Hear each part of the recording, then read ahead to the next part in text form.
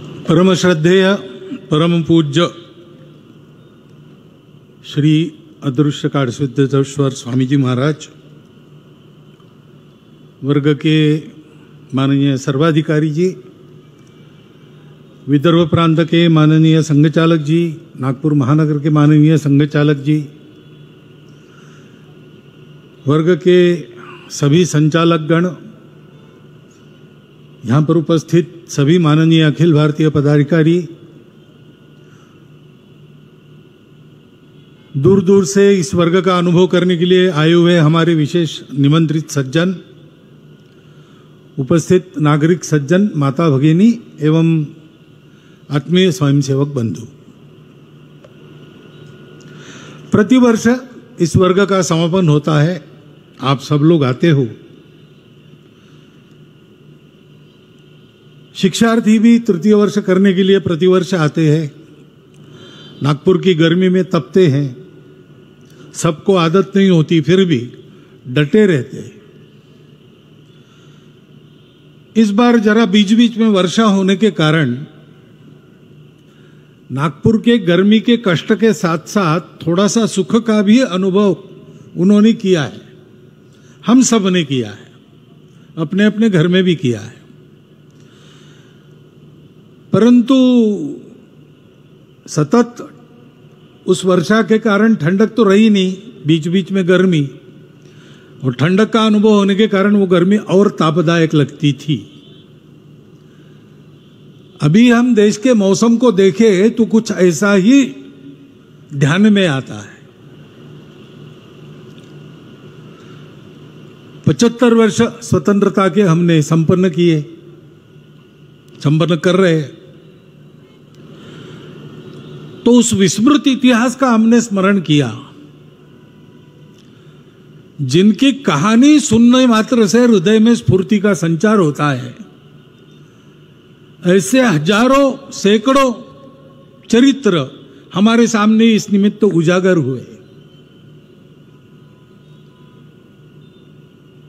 सब जगह उसका उल्लेख मिला, हमारा स्मरण जागा, स्मृति जागी।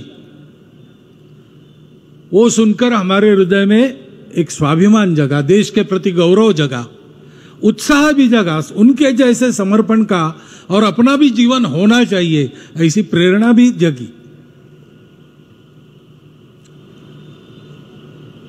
और कई अपने देश के गौरव के प्रसंग भी हम आजकल देख रहे हैं। विश्व भर के आर्थिक संकट में, कोरोना के काल में, सब में सबसे अच्छा किसने किया है तो भारतवर्ष ने किया है। किसके आगे बढ़ते हुए चरणों को, नयनों को विस्फार कर और दांतों तले उंगली दबाकर दुनिया देख रही है, वो हमारा भारतवर्ष है। हमको आनंद होता है ये सुनकर। दुनिया के वरिष्ठ G20 देशों की परिषद की अध्यक्षता भारत को मिली, हमको उसका गौरव हम अनुभव करते हैं। नए संसद भवन का उद्घाटन हो गया, उसमें और जिस प्रकार के चित्र वगैरह लगाए हुए दिखते हैं, वीडियो वायरल हो रहे हैं, तो हम देख रहे हैं कि हमारे देश को वास्तव में जिस जागृति की आवश्यकता थी, उस जागृति को लाने का प्रयास हो रहा है। तो जनसामान्य आनंदित होता है। स्वामी जी ने जैसे कहा, जिसको जो देखना है वो वही देखता है, लेकिन हमारा सामान्य जन क्या देखता है? वो देखता है कि भारत की कीर्ति हो रही, भारत आगे बढ़ रहा है, अंदर भी कई बातें ठीक हो रही, कई अभी नहीं हुई है, होगी। किसी को लगता है कि ऐसे ही होगी, किसी को लगता है नहीं दूसरा कुछ होना चाहिए, ये चलते रहता है।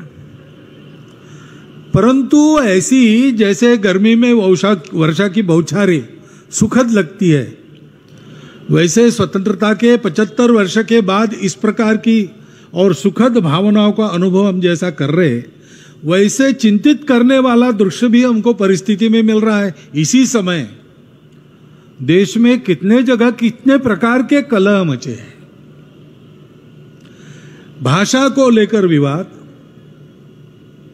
पंथ संप्रदायों को लेकर विवाद,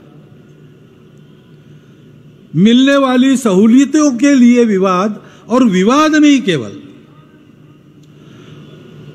तो इस हद तक उसका बढ़ना कि हम आपस में ही हिंसा करने लगे।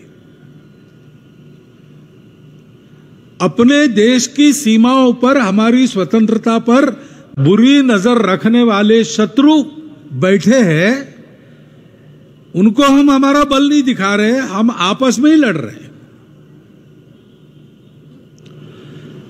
और हमें भूल रहे हैं कि हम एक देश है, हम एक जन है। यह भी दिखाई देता है। अच्छा, केवल यही होता तो जा जाके प्रबोधन करके इसको ठीक करते, लेकिन इसको हवा देने वाले भी लोग हैं। राजनीति चलती है, हमारा प्रजातंत्र है, अनेक दल अनेक विचार रहेंगे, सत्ता के लिए स्पर्धा रहेगी, रहती है, यह पद्धति है, परंतु उसकी भी एक मर्यादा होती है। ये सारे देश के राजनीतिक दल है, एक दूसरे पर टीका टिप्पणी उनको करनी ही पड़ती है, करे, जितनी अधिक कर सकते करे, परंतु लोगों में विसंवाद उत्पन्न न हो, अपने देश के गौरव को कोई लांछन न लगे, आपस में लड़ाई झगड़ों को हवा न मिले, इतना विवेक तो रखना चाहिए, लेकिन नहीं दिखाई देता। ये सामान्य लोगों के समझ में आता है, वो इससे दुखी होते हैं, वो बोलते नहीं है। दोष किसका, इसकी चर्चा करके व्यर्थ है। अपने देश की एकता, अखंडता, एकात्मता को कायम रखना, यह हम सबका प्रयास होना चाहिए, और अगर उसमें कुछ कमी है तो सबने मिलकर ठीक करना चाहिए। केवल दोषारोपण से काम थोड़ी चलने वाला है। लेकिन ऐसा होता हुआ दिखाई देता है। और दूसरी भी बात है कि थोड़ी बहुत हमारे मन में भी बीच के काल में जो भेद आए, जात पात के भेद आए, पंथ संप्रदाय को लेकर भेद आए, कुछ संप्रदाय बाहर से आए, उनके लाने वाले जो बाहर से थे उनके साथ हमारी लड़ाइयां हुई, लेकिन अब वो बाहर वाले तो चले गए, सब अंदर वाले हैं, तो उन बाहर वालों का संबंध भूलकर इस देश में रहना। और अभी भी वहां के प्रभाव में यहां जो लोग हैं वो बाहर वाले नहीं, वो अपने ही है, ये समझ के उनके साथ व्यवहार करना, अगर उनके सोचने में कोई कमी है तो उनका योग्य प्रबोधन करना हम सबकी जिम्मेवारी है। लेकिन इस भेद दृष्टि के कारण भी ऐसी जब बातें होती है तो उसके चपेट में हम भी आ जाते हैं। कोरोना वायरस का अपना क्या सामर्थ्य है वो है, लेकिन हमारी इम्यूनिटी कम थी, ये भी एक कारण रहता है। ऐसे देश के अंदर नहीं तो देश के बाहर तो भारत को नीचा दिखाना चाहने वाले शत्रु है, अपने स्वार्थ के लिए भारत को दबाए रखने वाले, आपस में झगड़ता लड़ता रखना चाहने वाले लोग हैं। उनको अवसर मिलता है, वो इसको और चौड़ा करने के लिए तरह तरह के कुचक्र रचते हैं, उसको भी हम महसूस करते हैं।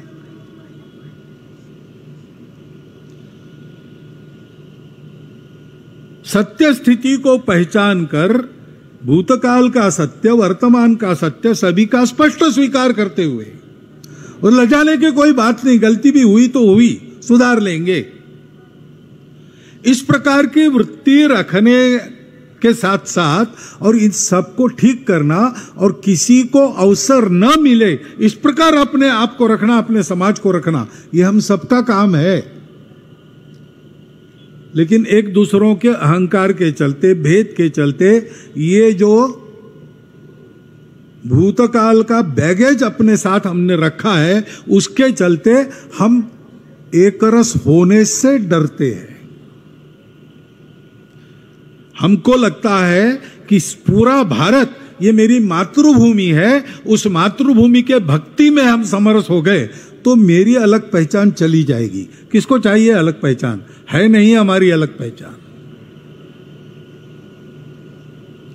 भारतवर्ष में ही हम सबकी विशिष्ट पहचानें सुरक्षित है।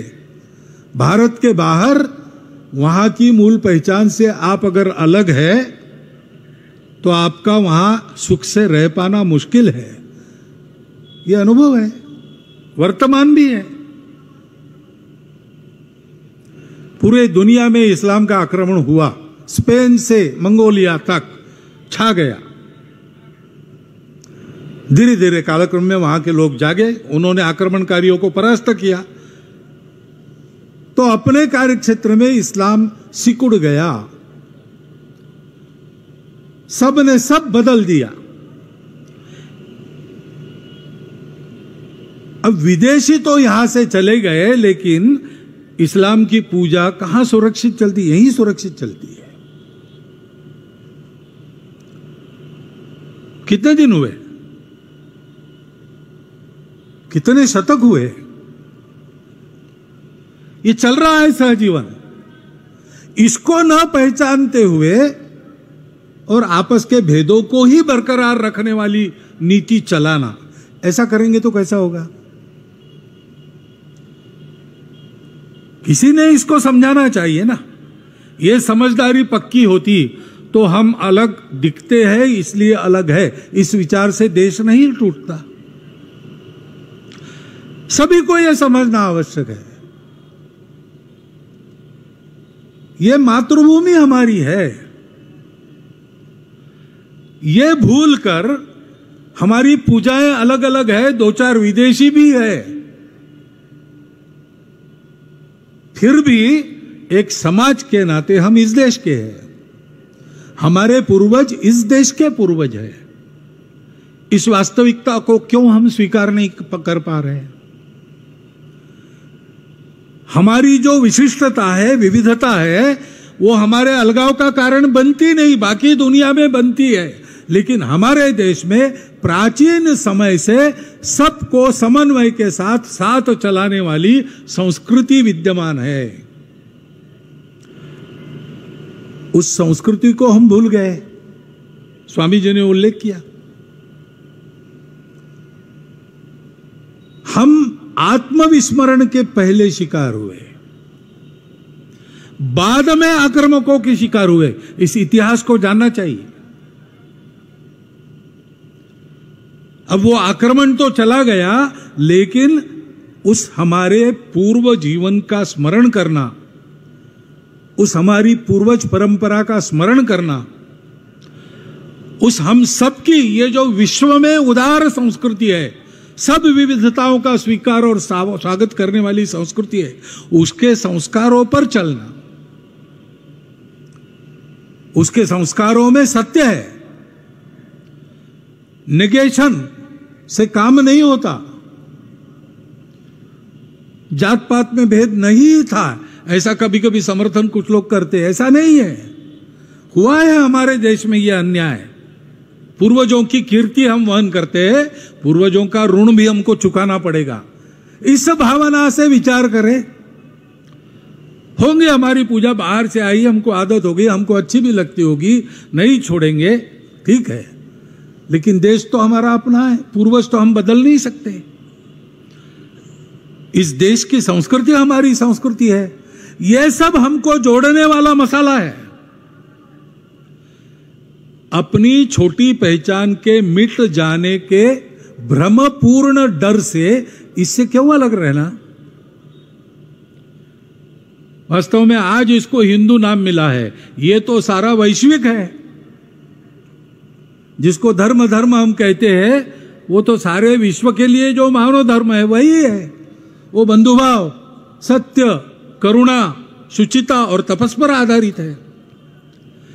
इस चौखट में उसको फिर से स्थापित करते हुए, इस चौखट के बाहर जाकर जो विकृतियां आई उनको हटाते हुए समाज का एकरस उज्जवल रूप खड़ा करेंगे तो ये सारे छद्मी लोग होने के बाद भी राजनीति जैसी सबको प्रभावित करने वाली और एक चाल चलने के बाद भी उससे अलिप्त रहकर हम अपने स्वत्व को ठीक रख सकेंगे, और स्वत्व सभी बातों का आधार है। कहते हैं कि नृसिंह अवतार हुआ और हिरण्यकशिपु का वध किया, तो देवों को बड़ा आनंद हुआ कि अब राक्षसों का राज चला गया, हमको ही मिलेगा। लेकिन भगवान ने प्रहलाद को दे दिया, हिरण्यकशिपु का ही पुत्र। इंद्र हाथ मलते रह गया गुरु के पास, क्या करे? बोले अब कुछ मत करो, भगवान ने किया है, तुम क्या करोगे? चुप रहो, सहन करो।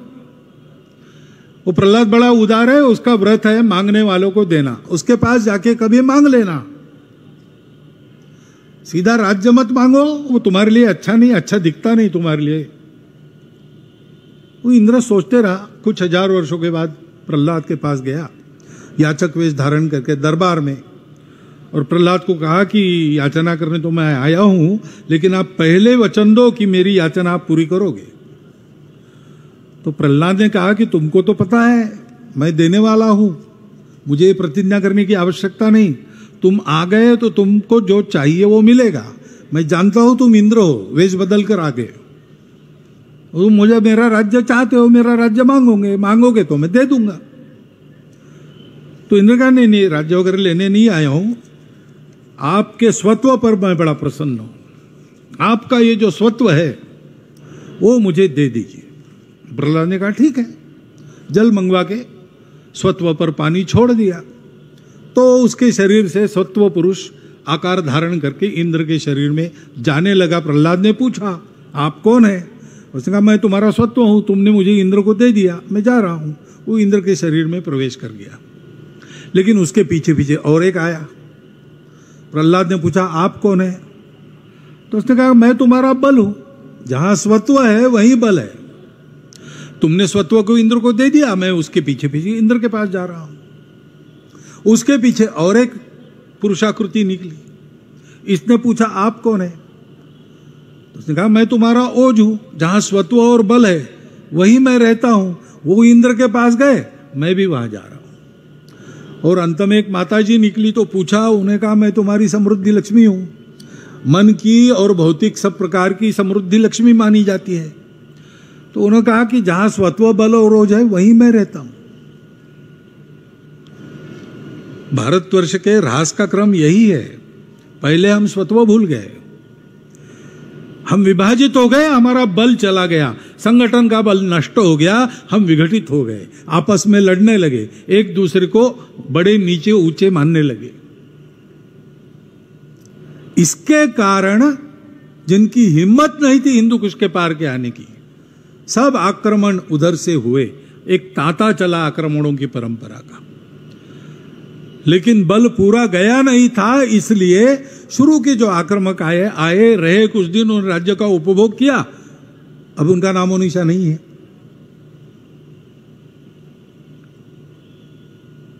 अब इसीलिए लोग डरते कि हम इनके साथ हो जाएंगे तो ये हमको खा जाएंगे। हम तो किसी को खाने वाले हैं नहीं, हम तो विविधताओं का उत्सव मनाने वाले हैं।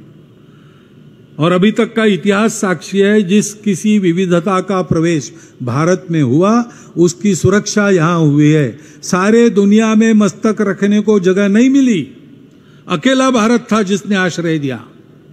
पूछिए यहूदियों को, पूछिए पारसियों को।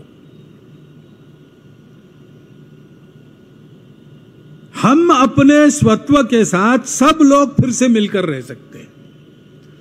वो हमारा भारत का स्वत्व, हमारी संस्कृति, हमारी मातृभूमि भक्ति, हमारे पूर्वजों के जीवन के उच्चादर्श, ये हम सबके हैं जो भारत का अपने आप को मानते हैं।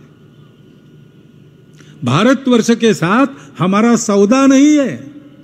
भारत में रहने से हमको ये मिलेगा वो मिलेगा इसलिए हम भारत में, ऐसा नहीं है। भारतवर्ष के साथ हमारा संबंध है। जैसे अंगों का शरीर से संबंध रहता है, शरीर से प्राण निकल गए अंग अपने आप मर जाते, वैसा हमारा संबंध है। ऐसी उत्कट भक्ति भारत में लेकर, भारत के प्रति लेकर हम लोग इन सब विविधताओं के साथ आपस में मिलजुल कर रह सकते हैं, वही रास्ता है। उस स्व के आधार पर अपने जीवन की पुनर्रचना होनी चाहिए। उस स्व के आधार पर ही संविधान में जिसे इमोशनल इंटीग्रेशन कहा गया है, वो इंटीग्रेशन आ सकता है। हमारे इंटीग्रेशन का इमोशन क्या है? यही है। हम इतने प्रकार के हैं, लेकिन सदियों से हम एक है। ये आज की बात नहीं, 1947 के बाद आई कल्पना नहीं है। रुचिनाम वैचित्र्यात् रुजु कुटिल नाना पथयुता नृणाम एको गम्य स्वमसि पयसाम अर्णवैव। अपने अपने रुचि के अनुसार तौर तरीके, रास्ते, विचार, दृष्टियां अलग अलग रह सकती है, लेकिन सबको एक ही परमेष्टि में मिलना है। इसको ध्यान में रखकर व्यवहार करो क्योंकि हमारे राष्ट्र ने वो स्थिति देख ली है, वो परमेष्टि तक पहुंच गया। स्वामी विवेकानंद बताते थे, एक बड़ा पहाड़ है, चारों तरफ से लोग उस पर चढ़ रहे हैं। जब चढ़ाई पर है तब प्रत्येक दूसरे को देखता है, वो कहता है कि अरे वो उधर से आ रहा, उधर तो बहुत सारे कांटे कुटे हैं, यहां से अच्छा है, मैं जा रहा हूं, यही रास्ता सही है, उसका गलत है। वो भी देखता है, वो कहता है कि वो रास्ता अच्छा है इसलिए वो जा रहा है, लेकिन आगे फिसलन है, वो गिर जाएगा। मुझे मालूम था वो गलत रास्ता है, मैं सही रास्ते पर काटे तो क्या हुआ, सही रास्ता है, इधर से ही जाऊंगा। ऐसा वो कर रहे थे। क्वचित एक दूसरे को अपने रास्ते पर लाने के लिए जाकर उसको खींचते थे, फिर मारपीट होती थी, सर फूटते थे, गिर पड़ते थे, ये चल रहा था। लेकिन एक व्यक्ति शिखर पर पहुंच गया, और शिखर पर पहुंचने के बाद उसने देखा तो उसको पता चला कि रास्ते सबके अलग अलग है, लेकिन सब देर सबेर यहीं पर आने वाले हैं। और इसलिए वो वहां से कहने लगा, देखो भाई थोड़ी जल्दी करो, रास्ता जो तुमने चुना है उस पर ठीक से चलो, दूसरे भी चल रहे हैं उनको वैसा चलने दो, उनको डिस्टर्ब मत करो, सब लोग यही आने वाले हैं। अपना हिंदुस्तान, अपना हिंदू राष्ट्र, अपना हिंदू समाज, हिंदू धर्म, हिंदू संस्कृति उस चोटी पर पहुंच गए। वहां पर से उन्होंने देखा तो उनको ये बात समझ में आ गई।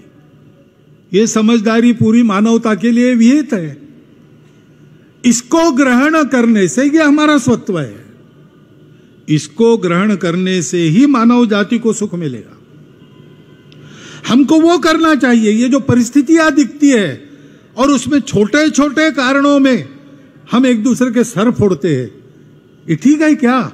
हम भूल जाते हैं, हम एक देश के, हम भूल जाते हैं सबको रहना है, हम भूल जाते हैं सबको साथ रहना है, हम भूल जाते हैं सबको एक ही जगह पहुंचना है। ये बिना भूले करना, और ये अगर करना है तो संयम बरतना पड़ेगा। क्यों लगती है ड्रग्स की आदत? दुख भूलने के लिए जो उपाय है उसमें परिश्रम होता है। बिना परिश्रम के शॉर्टकट से हम दुख भूलना चाहते हैं, शराब पीते हैं। मालूम है शराब खराब है, लेकिन पीते हैं। ऐसे ही खाली दिमाग में वो ड्रग्स की आदत घुसती है, आलस्य की आदत लगती है, ड्रग्स के शिकार होते हैं। समय बिताने के लिए अच्छे काम, सेवा, मंगल भद्र काम, कुछ अध्ययन, इसकी आदत जब नहीं रही थी, भारत ज्ञान के प्रकाश में रत भारत की संतान जब ज्ञान को पाने के लिए परिश्रम करने का और उससे परहेज करती है, तो फिर ऐसे मार्ग पर भटकते। फिर से उस स्वत्व को याद करना। स्वामी जी ने बहुत थोड़े में ये पूरा विषय बता दिया है, और इसलिए राष्ट्रीय स्वयंसेवक संघ 1925 से ये करता है, क्योंकि राष्ट्र के लिए भी अभी जोशीमठ जैसी घटना हो रही, भूचाल आते, सारी दुनिया में हो रहा है। क्यों हो रहा है? अगर भारत में ही केवल गलती हुई तो भारत में होता, लेकिन सारी दुनिया में होता है। कारण क्या है? पर्यावरण के प्रति एक अधूरी दृष्टि लेकर विश्व आज तक चला। अब वो दृष्टि तो बदल रही है और ये ज्ञान तो प्राप्त हुआ है, हमारे पास पहले से था। स्वामी जी के आश्रम में जाइए, आप प्रयोग देख के आपको सब समझ में आएगा। प्रत्यक्ष आचरण में है, प्रत्यक्ष परिणाम दे रहे, हमारी दृष्टि पर आधारित। लेकिन दुनिया इतनी आगे चली गई और परकियों के अंधानुकरण में हम भी इतने आगे चले गए कि अब तुरंत अर्धव्रत करना ये कठिन हो रहा है। और ये घटनाएं बताती है कि त्वरित आवश्यकता है। कुछ तो हमको ऐसा रास्ता खोजना पड़ेगा जिससे हम सही रास्ते पर वापस आए और गाड़ी भी न पलटे। देशवासियों के परिश्रम की बहुत आवश्यकता है, लेकिन उन परिश्रम तो कर रहे हैं। 75 वर्षों में ये स्वतंत्र देश, जिसके बारे में चर्चिल महाशय ने कहा था कि स्वतंत्र होने के बाद आपस में लड़के खत्म हो जाएंगे, शायद फिर से हमको न्योता देंगे, आओ और राज करो, उनकी भविष्यवाणी को हमने असत्य सिद्ध कर लिया। अभी तक चले। इतनी विविधता होने के बाद भी यहां प्रजातांत्रिक व्यवस्था सब चुनौतियों को पार करके चल रही है। इतना ही नहीं तो अब हम विश्व के सिरमौर देश में आने लगे हैं। और केवल सिरमौर है इतना नहीं तो विश्व हमसे नए रास्ते की अपेक्षा रखता है। यह सब हुआ है तो हमारे देशवासियों के परिश्रम के कारण ही हुआ है। वो क्षमता हम में है, लेकिन क्षमता को जो दिशा चाहिए उस दिशा को अभी भी हम पकड़ नहीं रहे। हमको मालूम है वो दिशा है, क्योंकि सारी दुनिया आप जान गई। उसके लिए दृष्टि जगानी पड़ेगी, उसके लिए परिश्रम करना पड़ेगा, संस्कार देने पड़ेंगे, परस्पर व्यवहार में संयम बरतना पड़ेगा, विवाद से नहीं संवाद से काम लेना पड़ेगा। इतनी सारी विविधता है, वो अपने वैशिष्ट्य है, वो अपने अलगाव नहीं है। हम सब ऊपर से विविध दिखते हैं, लेकिन अंदर से हम सब एक है, भारतवासी है, भारत माता के पुत्र है। भारतीय संस्कृति की, हिंदू संस्कृति की विरासत हमारी है और यह भारत जननी, यह हमारी मातृभूमि है। यहीं से हमको रस प्राप्त होता है, यही रस हम सबके नस नस में दौड़ता है, खून बनकर। उसको ध्यान में रखना और संवेदना, सहयोग, परस्पर विश्वास और इन बातों पर श्रद्धा रख के चलना, यही एकमात्र रास्ता है। हम ये करेंगे तो आप क्या करेंगे, आप ये देंगे तो हम क्या देंगे, ऐसे सौदे से काम नहीं होगा। सबको कुछ ना कुछ छोड़ना पड़ेगा। एक तरफा छोड़ने की तैयारी से आत्मीयता नहीं बनती, दोस्ती नहीं बनती। और इसलिए सबको कुछ देना पड़ेगा, सबको कुछ छोड़ना पड़ेगा, देश के लिए त्याग करना पड़ेगा। उसके लिए आदत चाहिए। ये बोलना बहुत आसान होता है, लेकिन प्रसंग आने पर करने के लिए एक आदत करनी पड़ती है। उस आदतों की प्रक्रिया को ही संस्कार कहते हैं।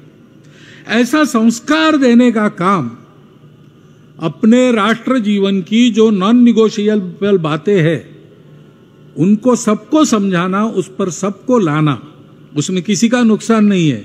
अपने क्षुद्र अहंकार, वासनाएं, स्वार्थ और भेद बुद्धि को छोड़ना, इतना ही करना पड़ता है। उस पर सबको लाकर इस राष्ट्र के लिए, जीने मरने के लिए आवश्यक आदतें लगाने का काम संघ का काम है, क्योंकि राष्ट्र के उत्थान का दूसरा उपाय नहीं होता। मैं केवल भारत की बात नहीं कर रहा हूं। पिछले 100 वर्षों में जिन राष्ट्रों का उत्थान हुआ और पतन भी हुआ, उनके उत्थान पतन के सत्यता को देखिए, उसका अध्ययन कीजिए, उपलब्ध है, ग्रंथ लिखे गए हैं। तो आपको ध्यान में आएगा कि उस देश की सामान्य जनता अपने राष्ट्र के लिए जीना मरना जब सीख गई, आपस के भेद और स्वार्थों को छोड़कर राष्ट्र हित में सब जग एक बने, तब उस राष्ट्र का उत्थान हुआ। और इसमें जब कमी आ गई तो उनका पतन होने में देरी नहीं लगी। यही है। कल छत्रपति शिवाजी महाराज का राज्याभिषेक था, 350वां वर्ष का 350वां दिवस है। शिवाजी महाराज ने क्या किया? यही किया। उन्होंने स्पष्ट रूप से इस राष्ट्र के स्वत्व की घोषणा की और कहा कि यहां हिंदवी स्वराज की स्थापना हम करेंगे। साथी जुटे, करेंगे। उन्होंने क्या साथियों को बताया कुछ, आपको ये मिलेगा वो मिलेगा? कितने लोगों के बलिदान हुए। शिवाजी महाराज के बाद संभाजी महाराज ने स्वयं का बलिदान दिया। उसके बाद स्वराज्य लड़ता रहा। राजा दूसरी जगह दूर जाके रह रहा है, वहां से लड़ाई चल रहा है। राजमाता और राजपुत्र परकियों के कैद में बंद है। सेनापति नहीं है, सेना नहीं है, खजाना नहीं है। गढ़ किले सारे शत्रु ले रहा है। ऐसी अवस्था में 30 साल सामान्य लोगों ने स्वराज के लिए संघर्ष किया और उसको डुबाने के लिए जो आए थे उनकी कब्र महाराष्ट्र में बनी। ये इतिहास है। ये प्रेरणा शिवाजी महाराज ने जगाई। उन्होंने संस्कार दिया, उसके लिए अपने पुराने संस्कारों को जगाया, पुराने मूल्यों को जगाया, गोवध को रोका, मातृभाषा में राज्य व्यवहार शुरू किया। अपने देश की नेवी नहीं थी। आधुनिक काल में वो, यानी आधुनिक इतिहास में पहली बार शिवाजी महाराज के कारण भारत की नेवी बनी। कितने ऐसे काम किए, समय से बहुत आगे थे। मतांतरित व्यक्ति वापस आना चाहते थे, उनको वापस लिया और सबको जोड़ा। काशी का मंदिर टूटा, औरंगजेब ने तोड़ा, पत्र लिखा उन्होंने कहा कि देखो, हिंदू मुस्लिम दोनों को भगवान ने उत्पन्न किया है। जो राज्य करता है उसका एक कर्तव्य होता है दोनों को समान देखे और अन्याय न करे। तुम ऐसा करोगे तो मेरी तलवार लेके मुझे उत्तर में आना पड़ेगा।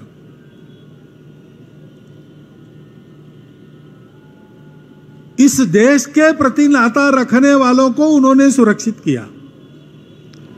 वही हिंदवी स्वराज्य, उसी को हम हिंदू राष्ट्र कहते हैं। उनका स्मरण कल हम करेंगे, उनके गौरवमय इतिहास का स्मरण करेंगे। रायगढ़ पर कल धूमधाम से कार्यक्रम बनेगा। डॉक्टर हेडगेवार कहते थे कि हम तो तत्व को गुरु मानते, व्यक्ति को मानते नहीं है, लेकिन सामान्य व्यक्ति को निर्गुण निराकार की उपासना करना कठिन होता है। तो कोई सगुण आदर्श अगर स्वयंसेवकों को चाहिए तो मेरा मत है कि पुराण काल में श्री हनुमान जी और आधुनिक काल में छत्रपति शिवाजी महाराज हमारे लिए सर्वांगीण आदर्श है। ऐसे महापुरुष को याद करते समय हमको ये संकल्प भी करना पड़ेगा कि उनके आदर्शों पर चलकर हम अपने राष्ट्रीय परंपरा के अनुसार इस भारत को ऐसे प्रगत करे, उत्थित करे, विश्वगुरु बनाए, सारी दुनिया की आज की समस्याओं का जो उत्तर दे सकेगा।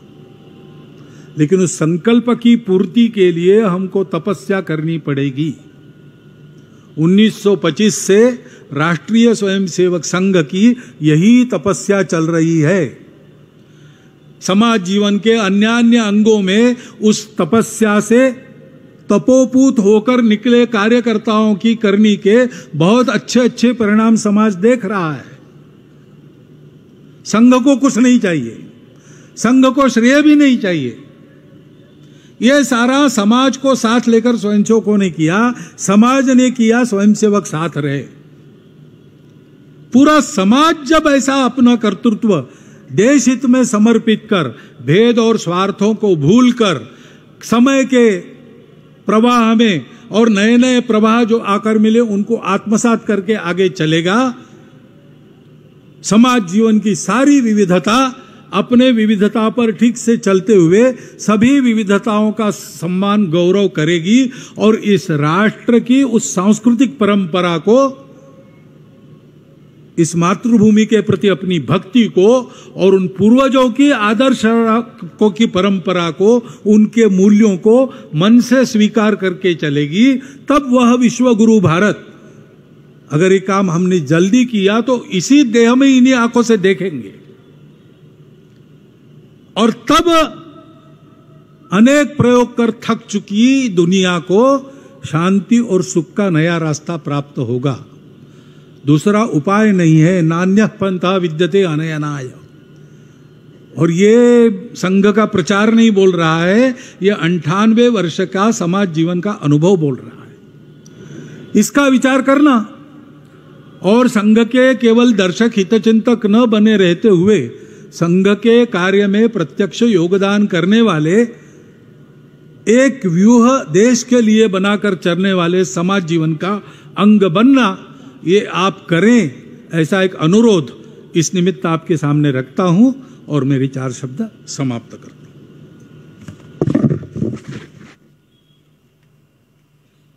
सावधान, उत्तिष्ठ, भुजा दंड, 1 2 3 4, आरंभ, स्वस्थ। सभी निमंत्रित बंधु माता भगिनी से निवेदन है कि ध्वजावतरण के समय अपने स्थान पर खड़े होंगे। विकीर के पश्चात पूजनीय प्रमुख अतिथि जी एवं पूजनीय सरसंघ चालक जी के प्रस्थान के बाद आप अपना स्थान छोड़ सकते हैं। संघ दक्ष, ध्वज प्रणाम, 1 2 3।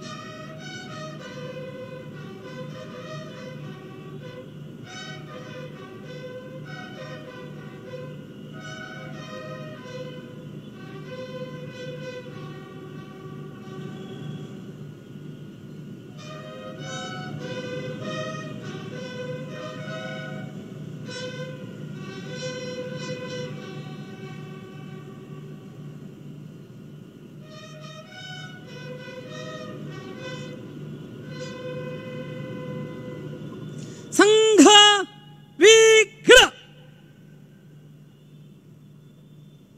वाम वृत, आरंभ, स्वस्थ।